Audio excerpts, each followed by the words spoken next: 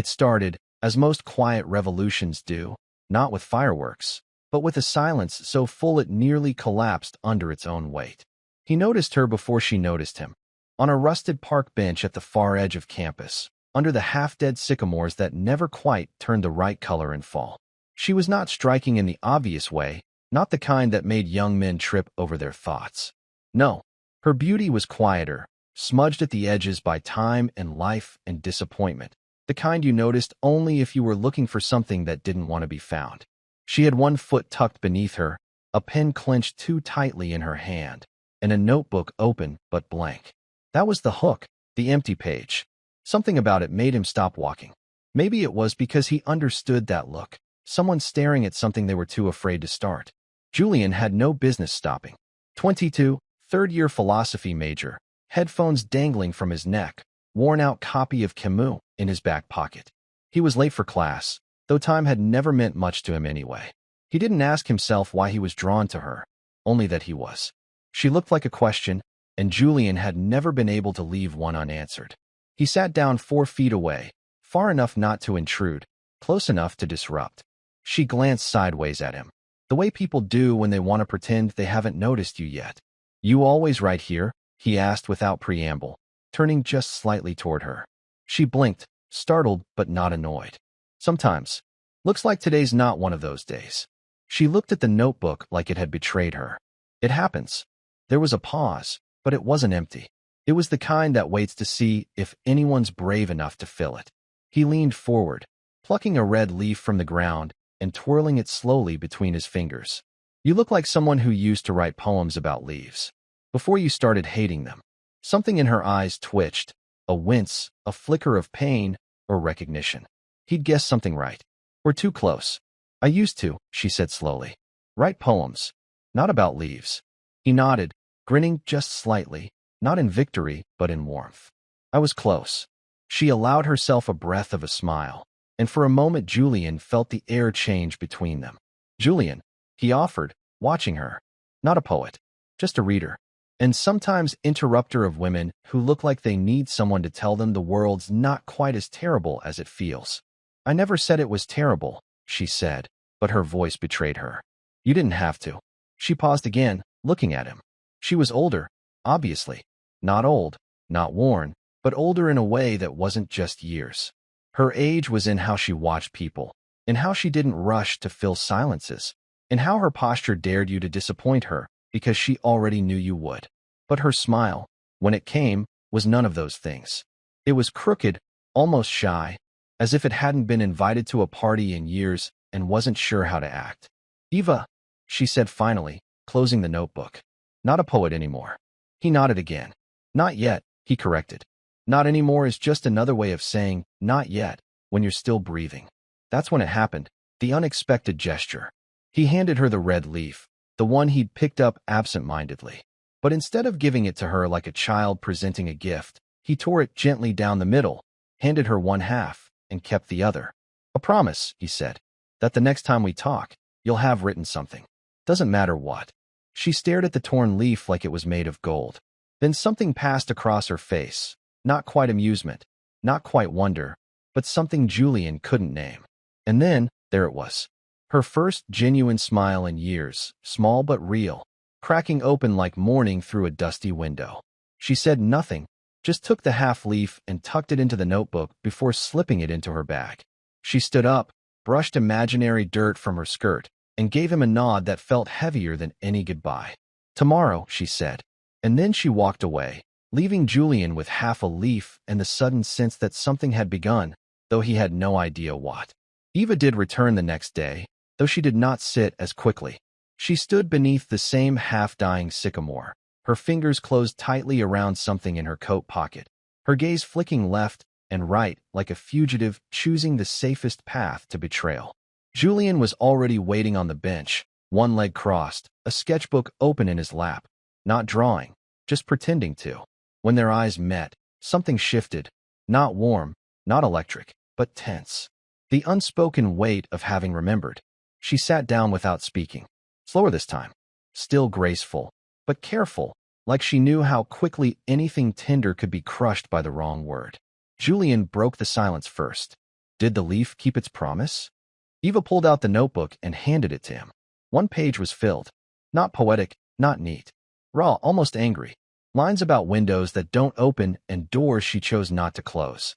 He didn't comment on the quality, only the courage. She could see that in the way he handed it back, without ceremony, without flattery, just a quiet nod that said, I read this. I saw you, and I didn't look away.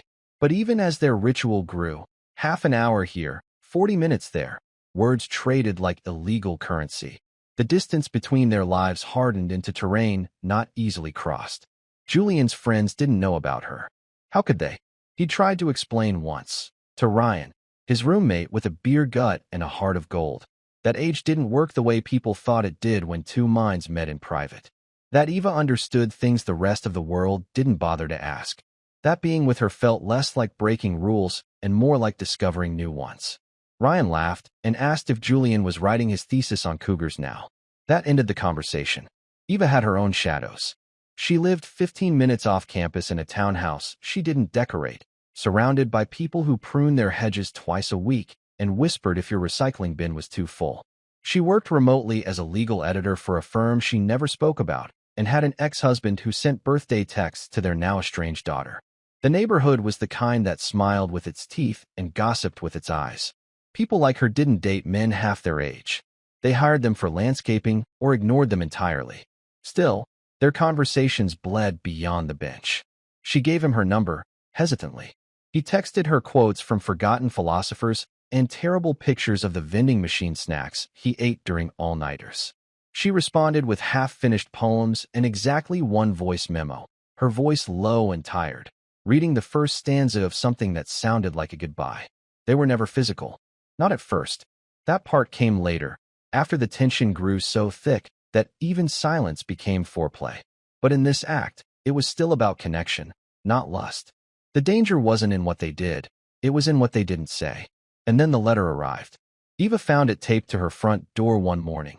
A cream envelope with no address, no stamp, just her name in stiff handwriting she didn't recognize. Inside, one printed photo, black and white, grainy, clearly taken from a distance. She was sitting on the bench beside Julian. Her head was tilted slightly toward him. His smile was bright. Innocent enough, unless you knew what to look for. No note. Just the photo. She called Julian from her kitchen floor. Not crying. Not angry. Just breathing too fast. You need to stop coming, she said. What? What? There's a photo. Someone's watching. He didn't answer right away. Just the sound of silence through the receiver. Then, do you want me to stop coming?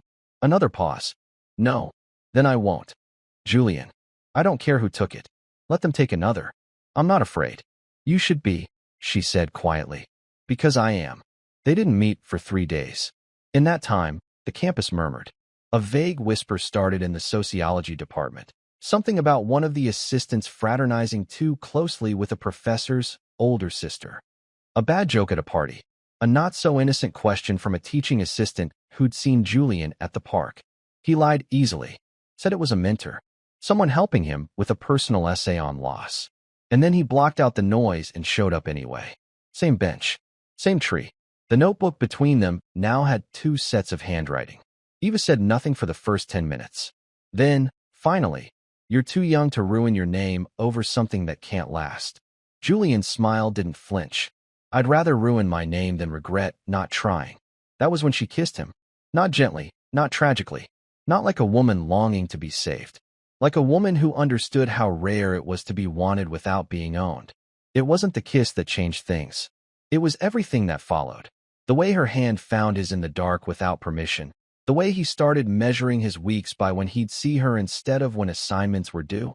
And how both of them, for the first time in too many years, began to look forward instead of just looking around. They started meeting at night. Quiet walks down forgotten bike paths. Dinners at an out-of-the-way diner off Route 8, where the servers barely spoke and the coffee tasted like burnt paper. Conversations filled the air like smoke. Thick, curling, intoxicating. They talked about their pasts, but not like confessions. More like warnings. Julian spoke of his father's silence. A man who thought love meant providing and nothing more. Of his mother's chronic loneliness. And how she poured it into Julian, as if he could hold it all. Of his ex-girlfriend Mia. who said he felt more like an idea than a person. Eva didn't flinch at any of it. She understood too well. She told him how she married for the illusion of stability, not realizing it would cost her her fire. How she lost her daughter in the divorce, not legally, but emotionally. How people who used to matter now only existed in her contacts list, untouched. She said she felt like she had been living underwater until she met him. "You pulled me up," she whispered one night as they lay side by side on the hood of Julian's old Toyota, watching the sky for stars they couldn't name. "And I didn't even realize I'd been drowning." He turned to her. "And now?" She paused, her breath visible in the autumn air. "Now I remember what it means to breathe." They started sleeping together after that night. Not just sex, though there was that too. Unhurried and unafraid, but real sleep. Curled up on the small couch in her townhouse. A blanket that barely fit two people. Julian's foot always hanging off. Eva's alarm always going off too early. Mornings became rituals. Coffee and silence. Not because they had nothing to say, but because they didn't need to fill every second. They became clumsy with their secrecy. A few nights he left too late. Once, she picked him up from campus during the day and stayed in the car a few seconds too long. Whispers again. A student in Julian's seminar said he saw some older woman drop him off in a Lexus. He shrugged it off, but the air tightened around him. Then came the moment that split their quiet world down the center. A Thursday night. Windy, almost cold. Julian took Eva to a small jazz bar in the city. No one he knew would be there. He was sure of it. They sat in the corner, his hand on her thigh, her smile softer than he'd ever seen it. The band was mid-set when Eva leaned in and whispered something. He wouldn't even remember the words, only the way her breath warmed the shell of his ear. Across the room, someone stood. Not loudly, just deliberately. A girl with red hair and a stiff black blazer. She stared at them for too long before walking out. Julian didn't notice until Eva froze. "Who was that?" she asked, voice suddenly taut. He turned to look, but the door was already closing. "I think that's Mia," he said. "Your ex?" He nodded, suddenly cold all over. Eva exhaled through her nose. "She saw us." Julian sat up straight, the air between them fractured now. "She won't say anything. She might not have to." And Mia didn't. Not directly. But the next week, Julian's seminar group hummed with strange energy. Questions sharpened at the edges. Someone asked if he had a thing for older women during a casual group debate about relationships. His professor gave him a sideways glance after class that lingered a beat too long. Eva, too, began receiving cold stares from a neighbor she barely knew. Someone who suddenly stopped waving, stopped offering small talk during morning walks. Nothing explicit, but silence can scream. One night, Eva didn't open the door right away when Julian knocked. When she did, she didn't kiss him. She didn't smile. "We've been seen," she said. Julian stepped inside, shutting the door behind him like it was the only wall he had left. "I know. We're not a scandal, Julian." "No," he said. "We're just not allowed to exist." They didn't say much after that. Just held each other. Quiet. Tired. Angry in the way only people who found something real can be, because they knew what they stood to lose. And still, they met again the next night. And the one after. Because when you find a part of yourself in someone else, you don't walk away just because the world tells you to. Fall turned bitter and slow. The trees shed their final armor, and the world outside grew hard with wind and watching eyes. They tried to maintain the quiet rhythm they had built, but the world had started peeking through the cracks. And then it stopped peeking. It kicked the door open. It began with Eva's daughter. She arrived unannounced one Saturday morning, suitcase in hand, eyes older than they should have been. Claire was 21, 2 years younger than Julian, and she looked like someone who had already run out of patience with the world. Her presence was a live wire. Eva hadn't spoken to her in months beyond formal texts and cold check-ins. Divorce had hollowed their bond. Time had corroded it.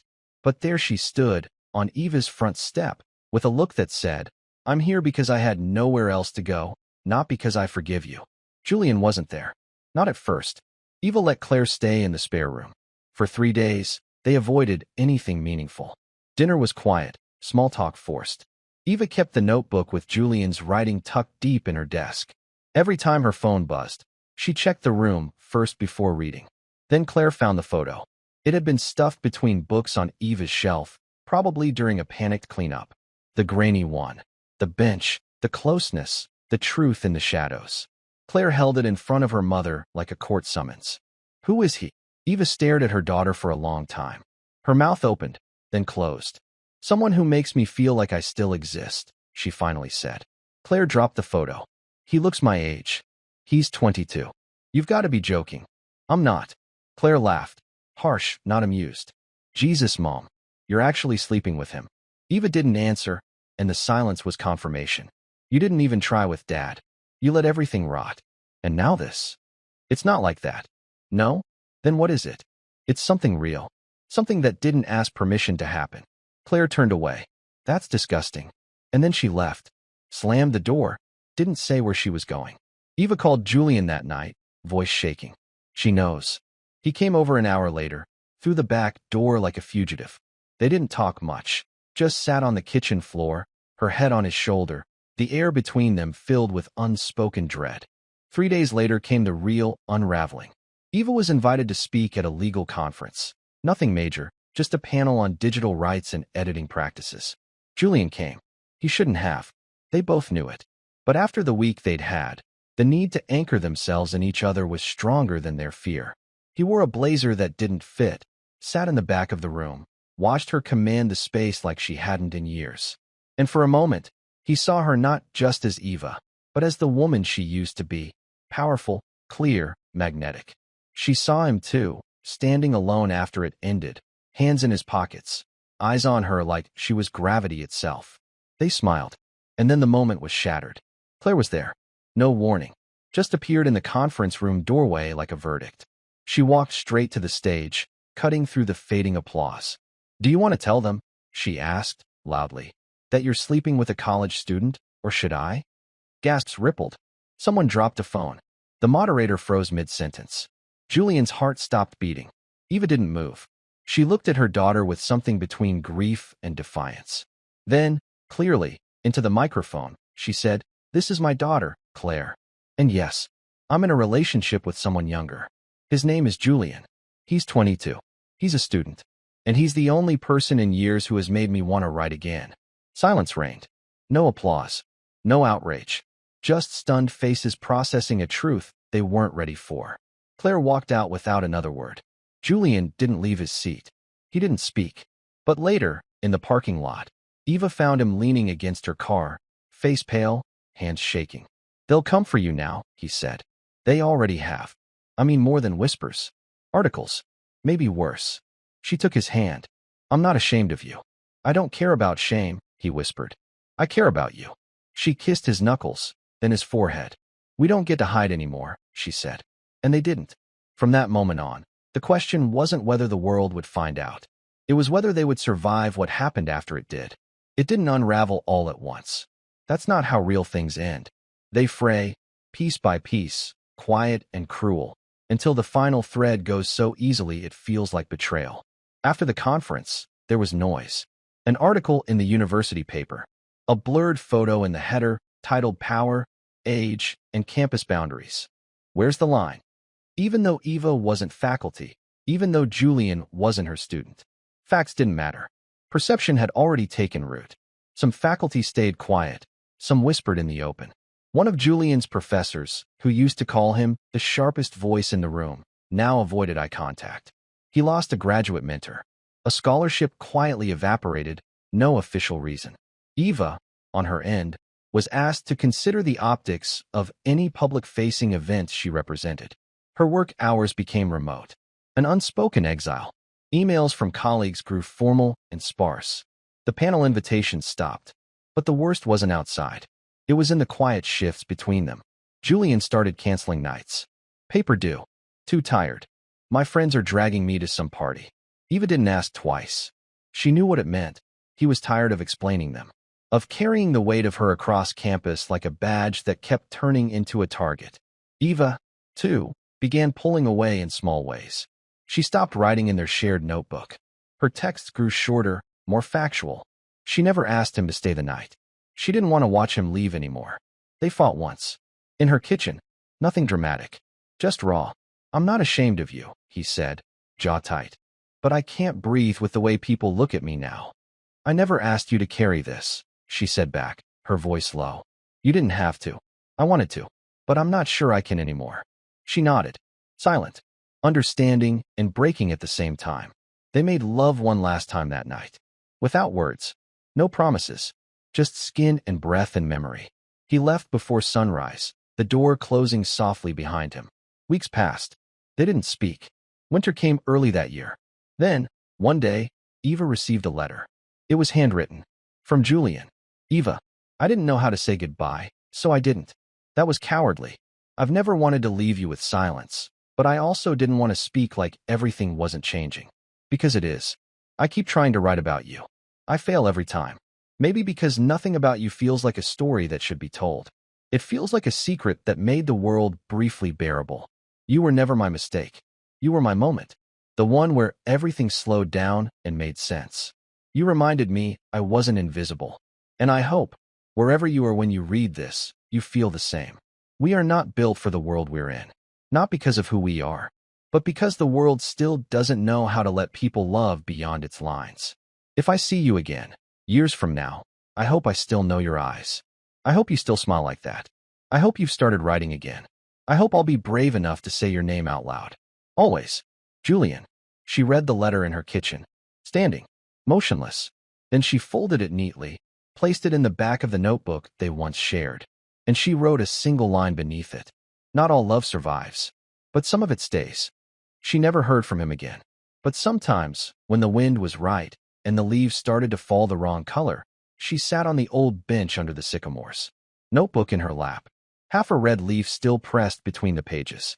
And she wrote,